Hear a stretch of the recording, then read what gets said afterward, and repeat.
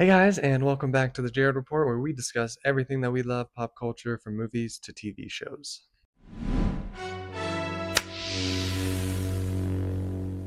So, Supergirl has come out finally. If you have watched any of my previous stuff, you know that initially I was super excited for this movie. Was really looking forward to it when I had heard the whole concept. I'd never read the comic that it was adapted from. I think Woman of Tomorrow, or no, that's not right. It is Woman of Tomorrow, the comic that they adapted off of. So I haven't read that one, but I was excited when I heard the premise of everything. When we first got that initial teaser, I don't remember if it was at the end of 2025 or maybe earlier this year. I was super stoked, like seriously, because the first Superman, it was okay, like it was good. Like don't get me wrong, I did really like it. I think it was a good introduction into the DCU, the new James Gunn universe. So it made me excited for Supergirl, and I honestly thought maybe Supergirl would be a little bit better. But then they released the first trailer for the movie, and I was like, I'm not I'm not really loving it, not really loving what I'm seeing.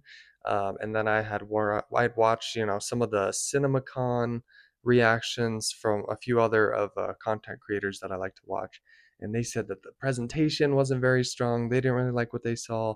And then we got the final trailer for Supergirl, and I lost a little bit of faith. If you watch my top five, most anticipated movies for the rest of 2026, Supergirl didn't make the cut. It was an honorable mention just because I was really excited. I loved Millie Alcock in the small scenes that we got in the first Superman film, and obviously House of Dragon she was amazing in. So I really like her. I think she plays a great Supergirl. So I still held out hope for the film. And then the reviews dropped, and they were not very good. Uh, Last time I checked on IMDb, it's at a 6.1, this film, which doesn't include the critics. I think the Metascore was at like a 49. Rotten Tomatoes, I think initial critic reviews were at a 57%. So it was pretty rough, which made me really worried for the film. But again, I still held out hope for the film because I have such high trust in James Gunn. I love Millie Alcock. I think she's great for the role. So now that I've finally seen it, I can say that I liked it a lot more than I thought I was going to, especially after the initial reviews, everything that I had heard. I think overall it is a pretty solid film. I don't think it deserves the hate that it is getting, but I can see some of the criticism. Obviously, this movie is not perfect. There are a ton of issues, but I think there's a lot of bright spots here. Now, I am going to be touching on spoilers in my review, so if you've not seen the film, you have been warned. To be honest, I've heard other people say it, I'll say it. There's not a ton to ruin in the film, but I am going to be loosely touching on everything. So, what are some of the things that I don't think necessarily worked in the film? One, the first 20 minutes Kara has no superpowers. Obviously, she's off on one of her benders, trying to get drunk and just, drink her sorrows away. But we start off with her there. The first 20 minutes of the film, she has no superpowers. She's getting into fights, which she's still badass. Like she still knows how to hold her own even without her powers. So I did appreciate that, but it was something where I'm like, are we gonna get going here? Like, what exactly are we doing? Another thing that really just didn't work for me was a lot of the music choices. Um, some of them were really oddly placed, especially, in the final battle. They have this whole slow mo sequence, and they play like a cover of the middle, and it just was a really odd choice. I did not think that that music fit the scene at all. Even throughout the whole film, you could tell, they were trying to go for that like Guardians of the Galaxy gold moment, like when Star Lord is over here dancing and just enjoying and having a great time, or any of the Guardians of the Galaxy films. Like, I don't know how James Gunn does it. He always picks the right song for the right moment, or things always fit into place. But in this, it A lot of odd choices. None of the music really resonated with me. Um, I really thought there was a lot of odd music scenes. Another thing, some of the CGI looked a little choppy to me. There is a few times throughout the film where Clark is trying to get a hold of Kara and he's doing like some sort of video call.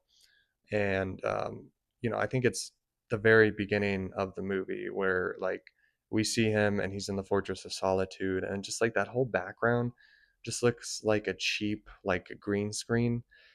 So I thought that looked kind of mediocre. Some of the other stuff too, like with her flying, looks a little off, but not like completely terrible. Then there's Krem, the villain. He's not absolutely terrible. I think a lot of people are saying he's like the worst villain ever. I didn't feel that at all. He actually was better than I had anticipated. He is a little annoying because that bastard just keeps coming back and back for more. And that's another thing too, like leading me into my next point. Supergirl feels very low powered in this. Like she struggles with them. We have the beginning fighting scenes where she doesn't have her powers. So she's just fighting hand to hand combat. And then even in the bus robbery scene, she is struggling there. And then with Krem throughout the film, like she just struggles to take out, which seems like a pretty weak person to me compared to her who has Superman's abilities. So that's just another thing I thought kind of pulled her down a little bit, was just her like full struggles throughout the film. And don't get me wrong, I understand like we can't have a character that has no struggles or everything just comes easily.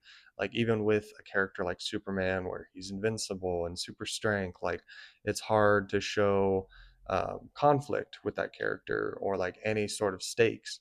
But I feel like they really dragged her down a lot in this film with her power abilities, or even with like Krem randomly getting kryptonite out of nowhere. Like I don't know. And then the green sun thing too. Like I just felt like they did a lot to like really bring her down to earth, and it kind of took away from the character a little bit. And obviously, the film doesn't have the strongest storyline. It is a story that has been told a lot of different times. There's True Grit and plenty of other films that have a similar story. So, like, I understand a lot of people's issues with this movie. I understand why a lot of people rated it so low, just because there are a few things that really didn't land and I wish could have been better. But other than that, like I had a great time with the film. Like there was plenty of funny parts. Seth Rogen, he makes a little appearance in here, not as himself, but he voices a little character on the bus, and I thought that was funny. There's moments throughout the film where Supergirl's banter is funny. You even have Jason Momoa as Lobo, who was just absolutely perfect. I found a lot of scenes with him being funny. Uh, Ruthie, she at first was kind of annoying to me, but she grew on me throughout the film. I did end up liking her character. I enjoyed the vast space travel. It felt very big. There's a lot of practical effects in the movie. And of course, you're going to keep hearing it from everywhere else. I'll say it too. Millie Alcock as Supergirl is perfect. I think she is a great casting choice. I am excited for her future in DCU. But if man, I keep hearing reports that we might not have a DCU with this whole Paramount and Warner Brothers merger. James Gunn does not like the Ellisons. His contract is up in 2028. So I really hope that's not the case, because like we had Superman, which was really strong start. Supergirl was pretty good. It could have been a lot better. We got Clayface coming, which I'm really excited for, and the new Superman, uh, Man of Tomorrow, that is coming out in I think next year or maybe 2028. But I really hope we do get to keep doing this. I am excited for the DCU as long as that continues to be a thing. But yes, Millie Alcock as Supergirl, perfect casting. Really loved her throughout the film. Obviously, Crypto gets shot with that poisonous dart, and she has to save him. Um, just another thing I was talking about, just kind of a weak story point. But Crypto's great. Having David Cornsweet show up a few times throughout the film and have her talking to Superman was awesome. I did enjoy the Krypton backstory that we got. We got to see a little bit of her dad, her mom, the aftermath of the center of the planet just completely dismantling, which I didn't know, and it does happen in the comics too, where her father uh, ends up creating this force field around Argo, the city, and they live there for a few years, but end up everyone ends up getting that radiation poisoning from the kryptonite.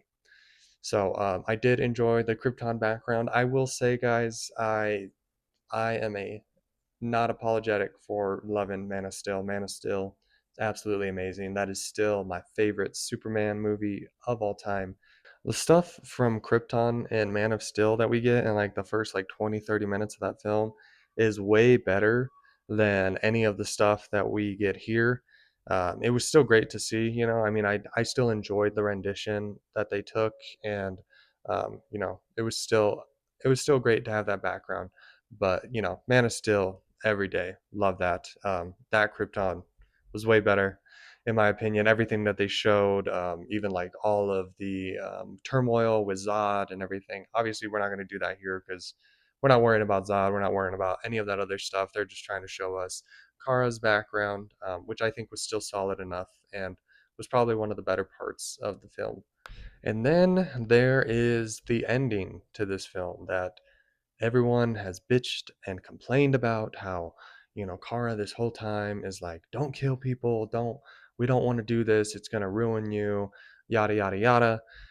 And she ends up convincing Ruthie not to kill Krem because it's going to ruin her, it's not going to make her feel any better, like she said. So Kara ends up killing Krem, and she seems to be resolved, like her all of her inner turmoil and issues.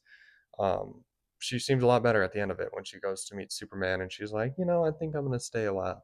And I've heard people bitch and complain where they're like, so you're telling me this whole time you're telling Ruthie not to kill someone, but then you kill them and you're feeling all the much better.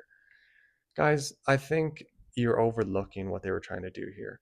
And I honestly don't care that she killed Krem. I mean, Krem literally said before he died, he's like, I'm going to keep coming after her, like threaten this little girl's life. So obviously, like, you have to put a fucking end to him. And apparently, I looked it up. In the comics, they end up sending him to the Phantom Zone. Guys, they haven't touched on the Phantom Zone. They might have in Superman. I might be wrong about that, but I'm just saying, like, it's not this big central thing that we know about in this universe yet. So I didn't mind her killing him, and I think the whole reason, like, she feels better, and told Ruthie not to do it is because Kara has already been through a whole bunch of shit. So like killing him isn't really gonna like make things worse for her. And at the end of the day, he's gone. Ruthie doesn't have to deal with him anymore. She gets to move on with her life, go live with her aunt.